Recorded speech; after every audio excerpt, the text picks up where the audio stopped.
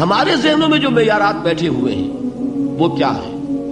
کامیابی پیسے سے ہے، کامیابی جائیداد سے ہے، کامیابی کاروبار سے ہے، کامیابی شہرت سے ہے، کامیابی اقتدار سے ہے.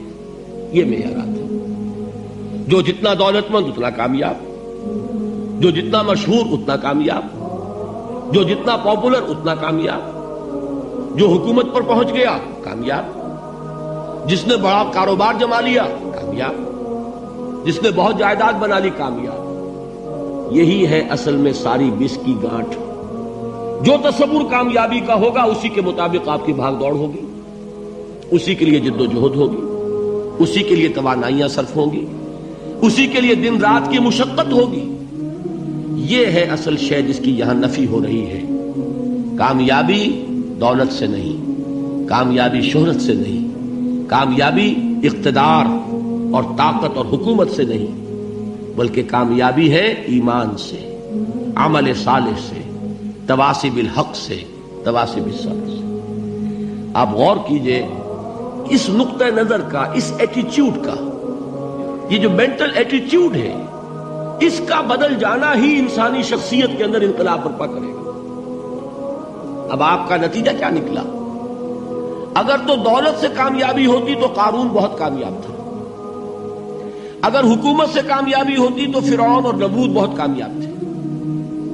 کامیابی ان سے نہیں ہے. کامیابی انسان دولت میں قارون کی دولت تک پہنچ جائے اور دنیا میں دبدبہ اور اقتدار اور سلطنت اور حکومت کے اعتبار سے وہ نمرود اور فرعون کا مقام حاصل کر لے، وہ ناکام ہے، خائب ہے، خاسر ہے، برباد ہے.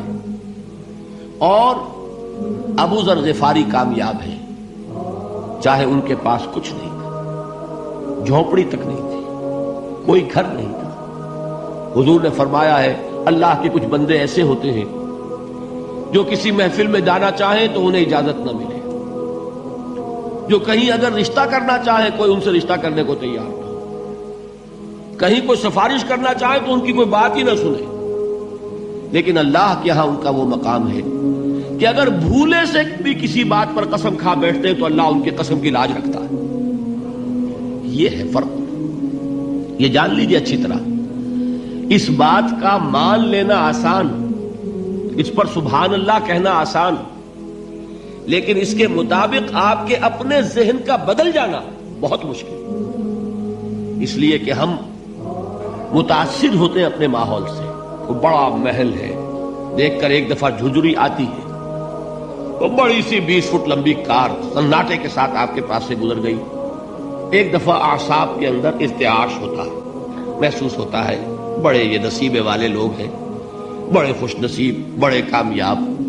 حالانکہ کچھ معلوم نہیں کہ یہی سب سے بڑی بد نصیبی ہو سکتا ہے کہ یہی سب سے بڑی ناکامی ہو. اگر ذہنوں میں یہ بات بیٹھ جائے کامیابی کس شے سے. یہی وجہ دیکھیے قرآن مجید میں بارہا آپ دیکھیں اولئک هم المفلحون، یہ ہے لوگ کامیاب ہونے والے. آج یہ آپ نے نماز میں وہ آیات سنی، یا ایھا الذین آمنوا ارکعوا واسجدوا واعبدوا ربکم وافعلوا الخیر لعلکم تفلحون.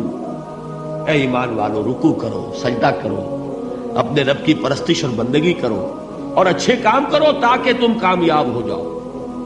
تو کامیابی کن چیزوں سے ہے؟ یہ ہے سب سے بڑا سبق. یہ ہمارے دل میں اگر بات بیٹھ جائے، ٹھک جائے، تو زندگی بدل جائے گی. صبح و شام بدل جائیں گے، نقشے بدل جائیں گے، بھاگ دوڑ کا رنگ بدل جائے گا، ویلیو سٹرکچر بدل جائے گا. آج وہ ایک چیز نہایت اہم نظر آ رہی ہے، کل نہایت غیر اہم نظر آئے گی. جیسے کہ حضور کی حدیث ہے مالی ولد دنیا، مجھے تمہاری اس دنیا سے کیا سروکار ہے. انما مثلی کراکب استظل تحت شجرۃ ثم راح فترکها، میری مثال تو اس سوار کی سی ہے جو تھوڑی دیر کے لیے ایک درخت کے سائے میں ٹھہرتا ہے سستانے کے لیے، پھر وہ اپنا راستہ لیتا ہے. اسے اس درخت سے مستقل تعلق اس کا نہیں ہے، وہ اس کا گھر نہیں، وہ اس کی منزل نہیں. اسی طرح یہ دنیا میرا گھر نہیں ہے. اب دیکھیے ہم کہتے ہیں انا للہ و انا الیہ راجعون، ہم تو مسافر ہیں، ہم اللہ کے پاس سے آئے، اللہ کی طرف ہمیں لوٹ جانا ہے. کن فی الدنیا کانک غریب و عابر سبیل، حضور فرماتے ہیں دنیا میں ایسے رہو جیسے کہ تم اجنبی ہو یا راہ چلتے مسافر ہو. لیکن یہ طرز عمل کب ہوگا؟ جبکہ یہ آیت ہمارے ذہنوں کے اندر بیٹھ گئی ہو. والعصر ان الانسان لفی خسر الا الذین آمنوا وعملوا الصالحات وتواصوا بالحق وتواصوا بالصبر. یہ ہے اصل بات جو میں نے عرض کیا تھا کہ میں بتاؤں گا صحابہ کیوں ایک دوسرے کو یاد دلاتے تھے. اس لیے کہ دیکھیے جیسے برف باری اگر ہو رہی ہو، آپ باہر نکلیں گے تو برف آپ کے کپڑوں پر جم جاتی ہے نا، تو آپ جھٹکتے ہیں کپڑوں کو تاکہ برف ہٹ جائے. ہمارے ایمان پر اس دنیا میں رہتے ہوئے جب ہم متاثر ہوتے ہیں ماحول سے تو گردہ آ جاتا ہے، برف پڑ جاتی ہے، اس کو جھٹکتے رہنے کی ضرورت ہے. اور وہ جھٹکنے کی بہترین اور مؤثر ترین شکل یہی ہے کہ یاد رکھو کامیابی ان چیزوں سے نہیں ہے. چمک دمک جو ہے دنیا کی، یہ ساری چمک دمک جو تمہیں رجھا رہی ہے، جو تمہیں اپنے اندر گم کیے ہوئے ہے. یہ لفظ گم پر اقبال کا وہ شعر یاد آ گیا کہ کافر کی یہ پہچان کے آفاق میں گم ہے اور مومن کی یہ پہچان کے گم اس میں ہے آفاق. تم گم نہ ہو کر رہ جاؤ، اس میں مبہوت نہ ہو کر رہ جاؤ، مرعوب نہ ہو کر رہ جاؤ. دنیا ہی کی محبت تمہارے اوپر ڈیرے نہ ڈال دے، تمہارے دلوں کے اوپر مسلط نہ ہو جائے. لہذا تازہ کرتے رہا کرو والعصر ان الانسان لفی خسر الا الذین آمنوا وعملوا الصالحات وتواصوا بالحق وتواصوا بالصبر. پھر یاد کر لو، پھر تازہ کر لو اپنے اس یقین کو کہ کامیابی دولت سے نہیں، کامیابی ثروت سے نہیں، کامیابی اقتدار سے نہیں، کامیابی شہرت سے نہیں، کامیابی جائیداد سے نہیں، کامیابی ہے ایمان سے، کامیابی ہے عمل صالح سے، کامیابی ہے تواصی بالحق سے، کامیابی ہے تواصی بالصبر سے. یہ چار چیزیں ہیں کہ جو کامیابی کے لوازم